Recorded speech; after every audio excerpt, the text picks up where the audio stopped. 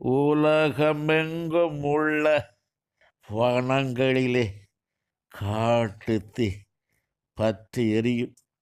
உலகத்தின் அதிபதியானவன் கிரியைகளினாலே காட்டுத்தீ பற்றி எரியும். அணைக்க முடியாமல் திணறுவார்கள். அத்தேசத்தின் அதிபதிகள் உன்னை நாடுவார்கள், நீ அணைப்பாய். காட்டு தீயை நீ அணைப்பாய்.